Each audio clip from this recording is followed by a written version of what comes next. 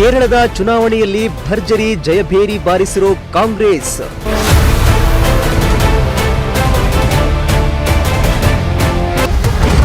ಮುಖ್ಯಮಂತ್ರಿ ಸ್ಥಾನಕ್ಕಾಗಿ ಮೂವರು ನಾಯಕರ ಮಧ್ಯೆ ಫೈಟ್.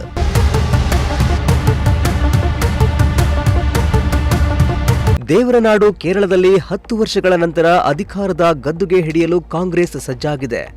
ಹೌದು, ಬರೋಬ್ಬರಿ 10 ವರ್ಷಗಳ ನಂತರ ಕಾಂಗ್ರೆಸ್ ನೇತೃತ್ವದ ಯುಡಿಎಫ್ ಪಕ್ಷವು ಬಹುಮತ ಪಡೆದುಕೊಂಡಿದೆ. ಇದೀಗ ಕೇರಳದಲ್ಲಿ ಸರ್ಕಾರ ರಚನೆಯ ಕಸರತ್ತು ಜೋರಾಗಿಯೇ ನಡೀತಾ ಇದ್ದು, ಯಾರಿಗೆ ಸಿಎಂ ಪಟ್ಟ ನೀಡಬೇಕು ಎಂಬ ಲೆಕ್ಕಾಚಾರದಲ್ಲಿ ಕಾಂಗ್ರೆಸ್ ಹೈಕಮಾಂಡ್ ಇದೆ.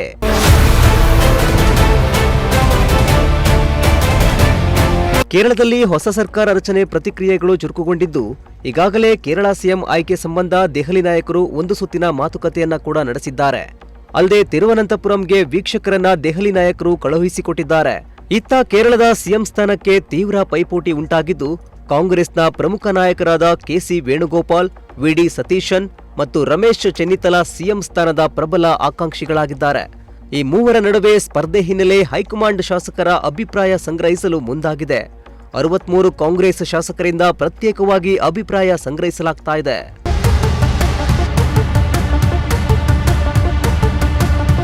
ಇನ್ನು ಕೆಸಿ ವೇಣುಗೋಪಾಲ್ ಅವರಿಗೆ 47 ಶಾಸಕರು, ವಿಡಿ ಸತೀಶನ್ ಅವರಿಗೆ 35 ಶಾಸಕರ ಮತ್ತು ರಮೇಶ್ ಚೆನ್ನಿತ್ತಲ ಅವರಿಗೆ 16 ಶಾಸಕರ ಬೆಂಬಲವಿದೆ ಎಂದು ತಿಳಿದು ಬಂದಿದೆ. ಈ ವರದಿಗಳನ್ನ ಆಧರಿಸಿ ಹೈಕಮಾಂಡ್ ಅಂತಿಮ ನಿರ್ಧಾರ ಪ್ರಕಟಿಸಲಿದೆ.